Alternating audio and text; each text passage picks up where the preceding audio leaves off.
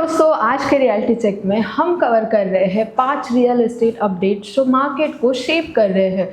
From government action to high court intervention, from corporate profits to luxury सेलआउट्स।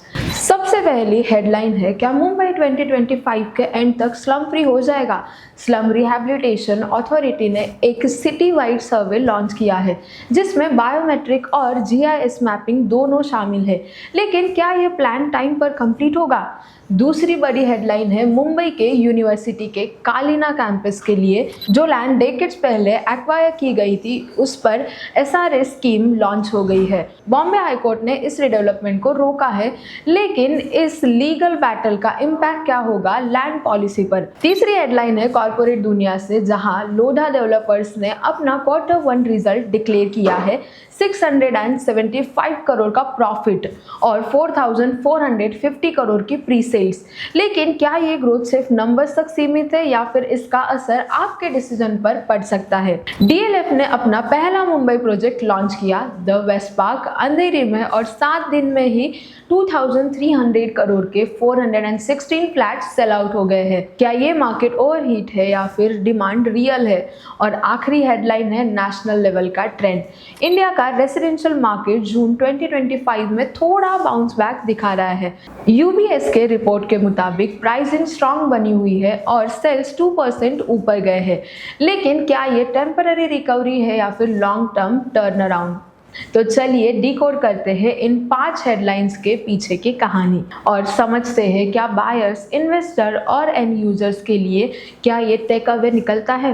Hello and welcome back to reality check powered by nobrokerage.com, a registered trademark website where you can buy properties with no brokerage fees। तो चलिए शुरू करते हैं।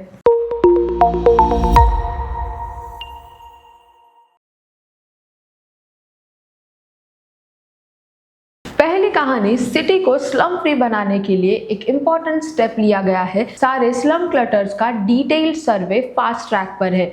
Slum rehabilitation authority यानी SRA ने announce किया है कि मुंबई के सारे स्लम्स का डिटेल्ड सर्वे होगा 31 दिसंबर तक। ये डिसीजन 12 जून को सीएम देवेंद्र फडणवीस जी के रिव्यू मीटिंग में लिया गया था, जहां उन्होंने सर्वे प्रोसेस को फास्ट ट्रैक करने के लिए कहा गया। 2021 के ड्रोन सर्वे के अकॉर्डिंग मुंबई में टोटल 2597 स्लम क्लटर्स और 13.79 lakh individual slum settlements identify किए गए थे। अब तक सिर्फ 5.75 लाख सेटलमेंट्स का डोर टू डोर सर्वे हो चुका है, लेकिन अभी भी 8.3 लाख स्लम यूनिट सर्वे के लिए पेंडिंग है। इस टारगेट को अचीव करने के लिए एसआरए ने कहा कि वो एडिशनल स्पेशलाइज्ड एजेंसीज अपॉइंट करेंगे। करंट एजेंसीज पायनियर फाउंडेशन और SAARIT के अलावा सर्वे में बायोमेट्रिक डेटा और जीआईएस मैपिंग दोनों यूज होगा ताकि एक्यूरेट रिकॉर्ड बना रहे और नए इलीगल स्लम्स को आइडेंटिफाई करना आसान हो। एसआरए ऑफिशियल्स कहते हैं कि ये डेटा बैंक सिर्फ रीडेवलपमेंट के लिए नहीं बल्कि फेक टेनेंट्स एंट्रीज जैसे मिसयूज को भी रोकेगा, जो कई बार डेवलपर प्रोजेक्ट्स में देखा गया है। 1.4 लाख पेंडिंग स्लम्स म्हाडा और बीएमसी के प्लॉट्स में है और वहां अलग से सर्वे प्रोसेस ऑलरेडी स्टार्ट हो चुकी है। स्लम की कंप्लीट इंफॉर्मेशन एक प्लेस पर हो और नए इलीगल स्लम्स इजीली ट्रैक किए जा सके। लेकिन जब लैंड ऑलरेडी गवर्नमेंट या एजुकेशनल पर्पस के लिए एक्वायर हो चुका हो और वहां रीडेवलपमेंट हो रहा है तो लीगल कॉम्प्लिकेशन काफी सीरियस हो जाता है। अब देखते हैं अपनी दूसरी न्यूज। मुंबई के कालीना एरिया में एक लैंड डिस्प्यूट ने मेजर लीगल ट्विस्ट ले लिया है, जहां एजुकेशन और हाउसिंग के बीच एक डेलिकेट इशू पर कोर्ट का स्ट्रॉन्ग स्टैंड आया है। बॉम्बे हाई कोर्ट ने सांता क्रूज ईस्ट के कालीना एरिया में चल रहा एसआरए रीडेवलपमेंट प्रोजेक्ट टेम्पररीली रोक दिया है। ये लैंड मुंबई यूनिवर्सिटी के लिए एक्वायर की गई थी। Developer track estate private limited और योगीराज आश्रम CHS सोसाइटी ने स्लम रीडेवलपमेंट का प्रपोजल दिया था, लेकिन मुंबई यूनिवर्सिटी ने कोर्ट में प्ली फाइल किया कहते हुए कि ये लैंड उनके एजुकेशनल यूज के लिए एक्वायर्ड है। सीएम देवेंद्र फडणवीस के टेन्योर में 1962 से लैंड एक्विजिशन प्रोसेस शुरू हुआ था। पार्सल्स में लैंड एक्वायर हुआ, लेकिन कुछ पार्ट्स का प्रॉपर हैंडओवर अब तक नहीं हुआ है। मुंबई यूनिवर्सिटी के एडवोकेट ने कोर्ट को बताया कि लैंड ओरिजिनल ओनर्स के नाम पे अभी भी रिन्यू रिकॉर्ड्स में है।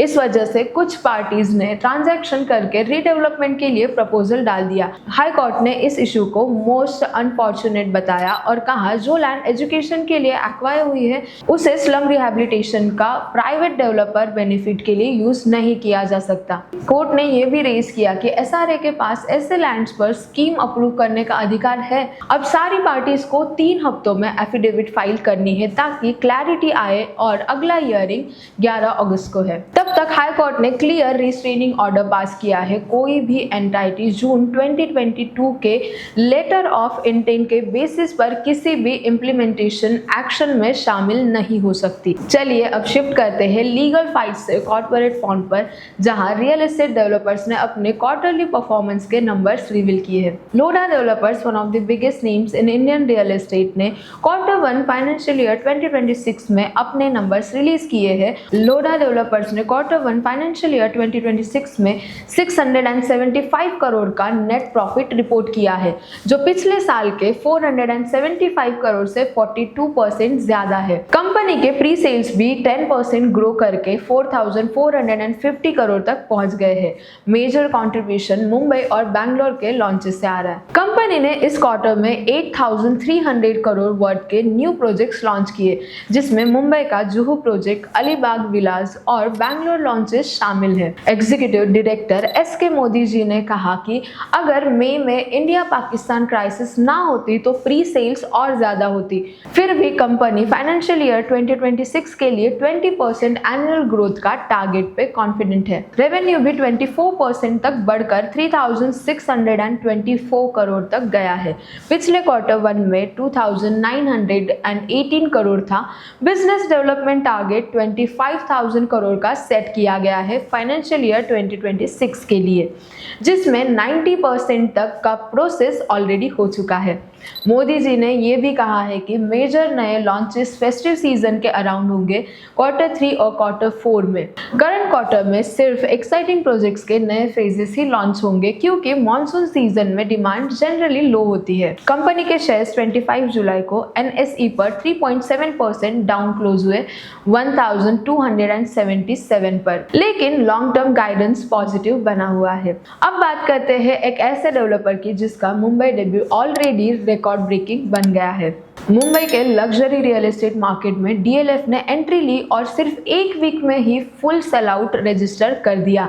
DLF ने अपना पहला Mumbai project the west park के फेज 1 में लॉन्च किए 416 फ्लैट्स, जो एक ही हफ्ते के अंदर 2300 करोड़ में कंप्लीटली सोल्ड आउट हो चुके हैं। प्रोजेक्ट लोकेशन है अंधेरी वेस्ट। लॉन्च हुआ 17 जुलाई को और सेल आउट की अनाउंसमेंट आई 25 जुलाई को। ये प्रोजेक्ट DLF ने ट्रीडेंट रियल्टी के पार्टनरशिप में लॉन्च किया है। 10 एकड़ लैंड पार्सल पर डेवलप हो रहा है, जिसमें से टोटल 8 टावर्स प्लान है। फेज 1 में 4 टावर्स लॉन्च हुए हैं।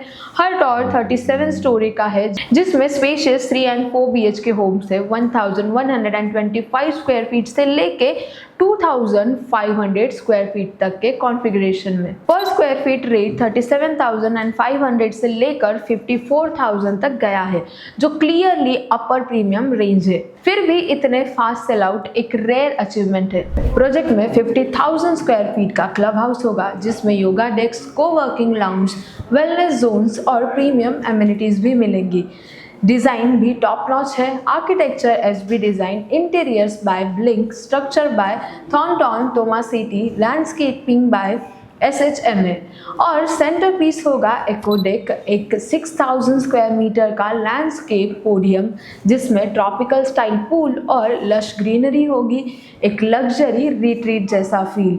आकाश ओहरी, जॉइंट MD DLF, ने कहा, मुंबई एंट्री हमारे लिए स्ट्रैटेजिक माइलस्टोन है और पहला रिस्पॉन्स ही इतना ओवरवेलमिंग आया कि सिर्फ 2 नहीं 4 टावर्स लॉन्च करने पड़े। और जब लग्जरी इतना फास्ट सेल आउट हो रहा है तो ऑब्वियस सवाल ये उठता है कि क्या real estate market overall revive हो रहा है। आइए अब अपनी 5वीं अपडेट की तरफ बढ़ते हैं। इंडिया के हाउसिंग मार्केट में जून के फिगर्स ने एक सॉफ्ट रीबाउंड दिखाया है।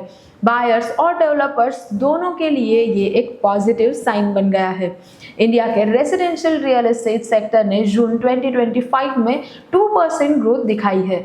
ये स्मॉल लेकिन होपफुल सिग्नल है मार्केट के रिवाइवल के लिए। यूएसबी रिपोर्ट्स के मुताबिक प्राइस ग्रोथ सिटीज के अक्रॉस स्ट्रॉन्ग बना हुआ है, यानी डिमांड थोड़ी स्लो है लेकिन रेट्स डाउन नहीं गए।